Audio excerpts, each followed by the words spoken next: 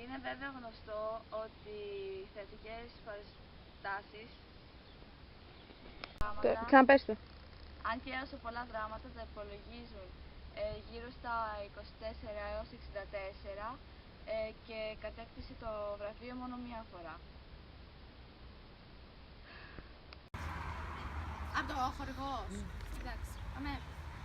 Ο χορηγός του οποίου ο χορός νικούσε έπαιρνε ως έπαθλο ένα χάλκινο τρίποδα, τον οποίο προσέφερε στον Διόνυσο ή τον Απόλλωνα.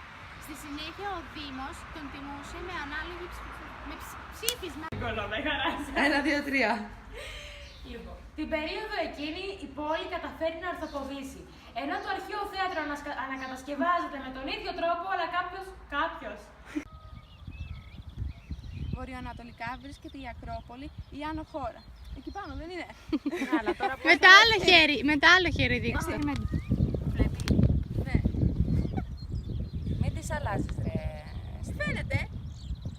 Το αρχαίο θέατρο κατασκευάστηκε πιθανότατα στα τέλη του 4ου αιώνα π.Χ. Η περίοδος που Για μια ολόκληρη ημέρα μελετούν την αρχαία πόλη και σχεδιάζουν την κάτωψή τους.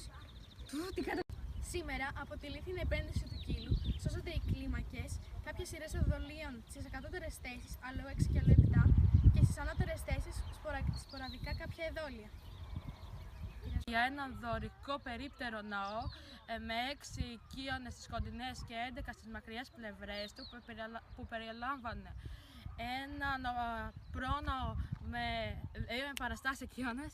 Ξεκινούσε από την πόλη που κατευθυνόταν στο ιερό της Αρτέμιδος στην Αμάνηθο, η συγκεκριμένη θέση του οποίου δεν έχει εξακριβωθεί. Βασική πηγή πληροφοριών για την εορτή αποτελεί μια επιγραφή που στην αρχαιότητα ήταν στημένη στο Αρτεμίσιο. Μας παραδίδει έναν ιερό νόμο, ένα κανονισμό δηλαδή του σκεπτικού περιεχομένου που είχε μορφή ενός... Μεταξύ άλλων παρουσιάζει ιδιαίτερο ενδιαφέρον γιατί αυτή μαζί με μια αθηναϊκή επιγραφή σχετικά με τα Παναθήναια είναι οι μόνες που δίνουν πληροφορίες. Κυρία, δεν ταιριάζει. Να σου πω. Η δεύτερη μεγάλη εορτή της πόλης ήταν τα Διονύσια, τα οποία τελούνταν προς τιμή του θεού Διονύσου. Γινόντουσαν στο τέλος του χειμώνα, όπως ξέρουμε στις 12 του μήνα Λινεώνα. Για τη γιορτή αυτή έχουμε πληροφορίες από επιγραφές. Με αυτόν τον τρόπο οι ηθοποιοί μπορούσαν εύκολα να μεταβαίνουν από τη σκηνή προς την ορχήστρα. Αυτή η ιδιαίτερα εντυπωσιακή κατασκευή αποτελεί άλλη μία από τις ιδιαιτερότητες του αρχαίου θεάτρου της Ερέτριας. Σε επαφή με την είσοδο της Ολωτής Διόγκου στο προσκήνιο υπήρχε και μία υπόγεια. Ένα υπόγειο πέρασμα! Στη ησυχία!